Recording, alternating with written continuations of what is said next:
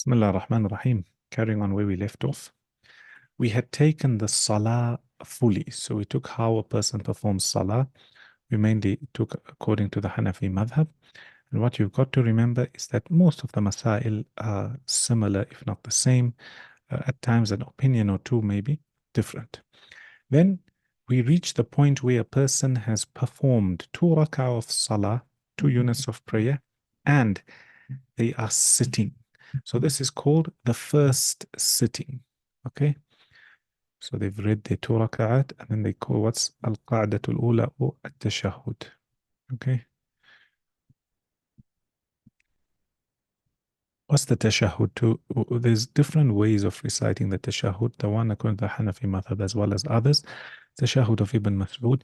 At-tahiyyatu lillahi was-salawatu wat-tayyibat. Basically you're saying all praise is due to Allah subhanahu wa ta'ala. All the salah is for Allah subhanahu wa ta'ala. All praise and goodness and ibadah is solely for Allah. Tahiyyatu lillah wa salawat wa tayyibat.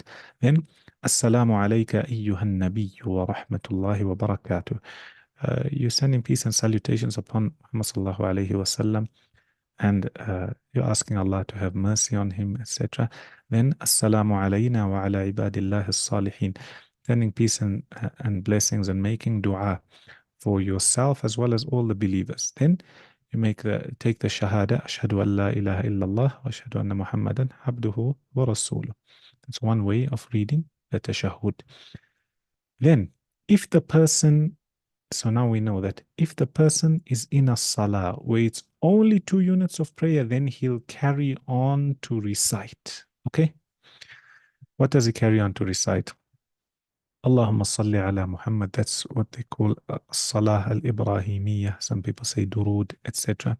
So you've got Allahumma salli ala Muhammad wa ala ali Muhammad kama sallayta ala Ibrahim wa ala ali Ibrahim innaka Hamidun Majid. Basically asking Allah to again send blessings and salutations upon Muhammad sallallahu alaihi wasallam. You're making dua for the Messenger sallallahu alaihi wasallam and that he be honored and praised in the same way Ibrahim alayhi salam, Allah granted him.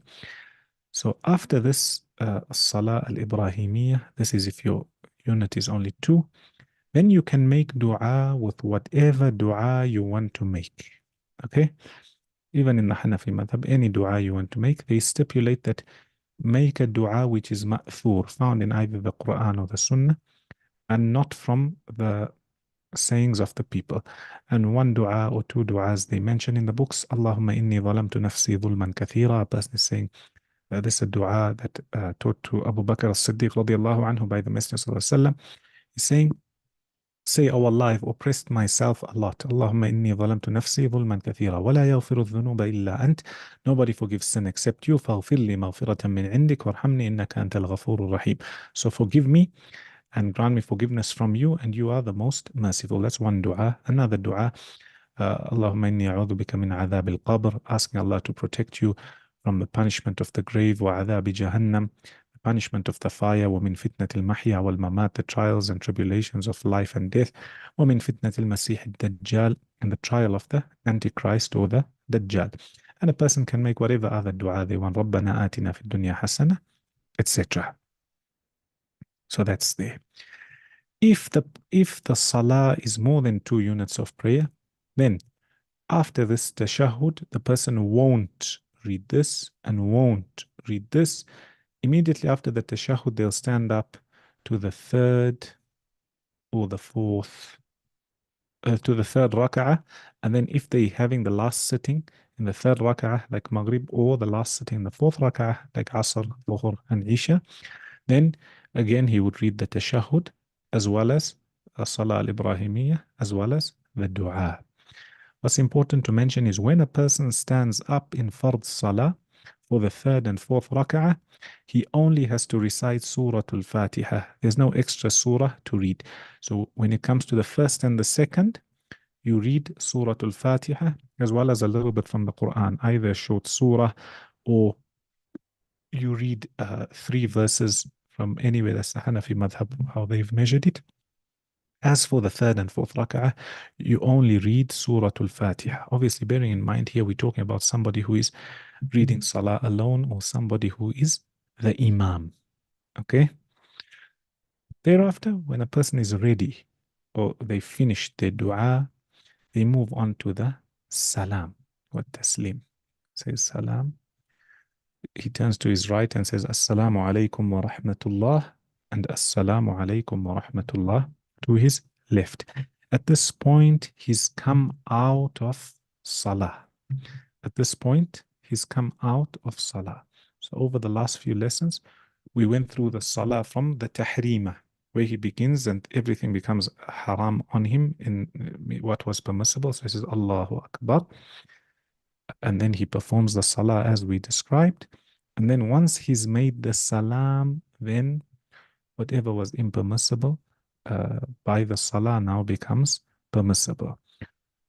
Two more masail they mention. They say that if the person is the imam, okay, if the person is the imam, then he recites loudly in Fajr, the first two rak'ah of Maghrib,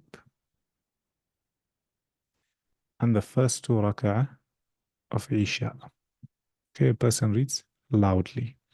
They're the imam. As for Dhuhr and Asr, then they read softly. Easy way to remember that is whichever salah is in the daytime is generally read softly, the imam, except for the Jumu'ah, obviously.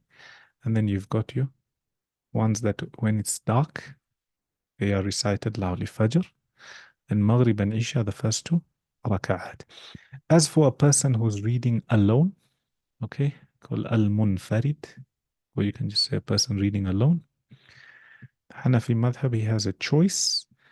Either he can read softly or he can read aloud where he can hear himself. So he says, Alhamdulillah Rabbil Alameen, Ar-Rahman Ar-Rahim, Maliki Yawmiddin, etc. These are basically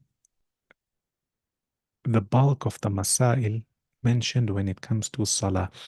Then what you've got to remember is what they've given you is the asl and the default ruling. What happens if a person makes a mistake, if they forget something, etc.? All those details, they come in Sajda to Sahu. And you've got a few other chapters that explain some rulings which may be an exception to what we already learnt. So for example, the next chapter, they teach you about Salatul Witr. Salatul Witr. Obviously, the Hanafi madhab read is slightly different to the others. Any questions with what we've taken when it comes to the actual Salah?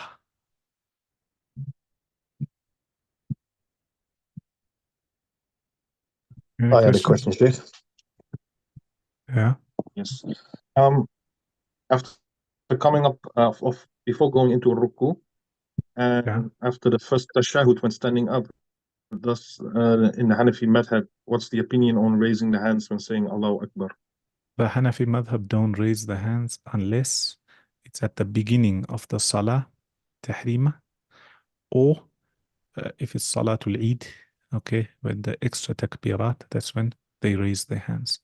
And Witr in the third rak'ah, as you'll take soon. Other than that, they don't raise the hands, and they say the asl is in Salah, a person should stand in such a way that he's not fidgeting. وَقُومُوا لِلَّهِ قَانِتِينَ. Stand with attentiveness and khushu' in front of Allah subhanahu wa ta'ala. So they say that this raising the hands goes against this qunut in Salah. So that's the asl they stick to. What you've also got to remember is at times in the Hanafi madhab, what they have is they have ayat which they deem to be usul, okay? It's an asl, right? Then they may come a hadith, okay? Let's say this one is a hadith here, then another hadith here. And this hadith, let's say the same example of raising the hands. Let's say the ones who say a person raises their hands, it's the extra raising. They say the hadith is in Bukhari.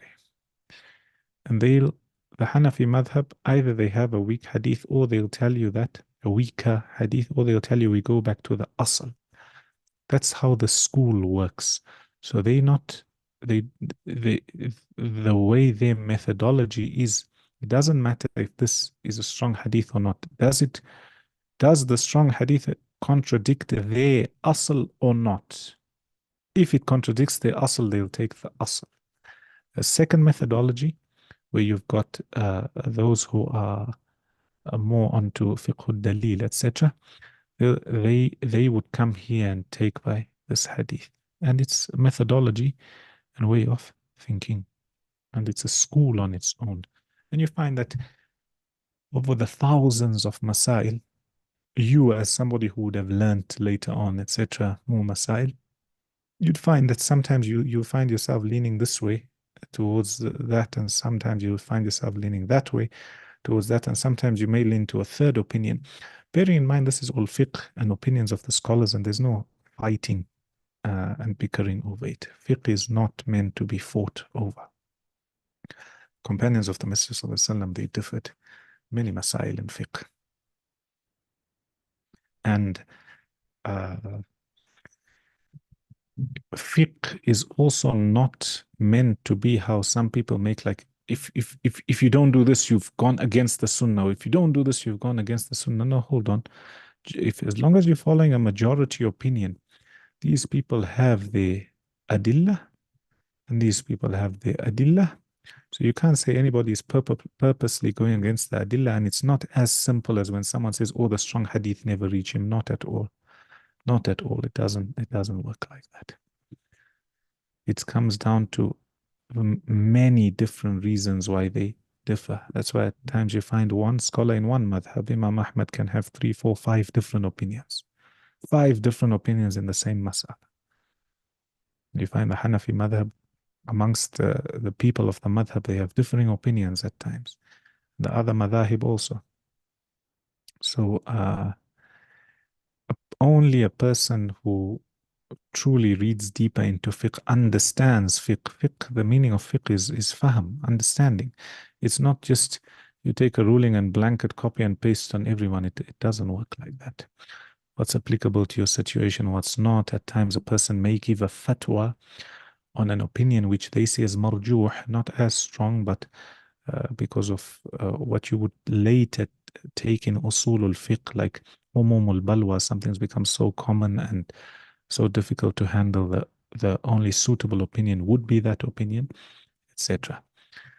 And inshallah, hopefully after we finish Kitab al-Tahara, maybe we can take some masail in usul al-fiqh, so you learn how fiqh was built. Again, usul literally means like a school, okay? School in fiqh. So how did they build their principles? Okay, and it's a methodology. This one's methodology is different to this one's, to this one's, to this one's, etc.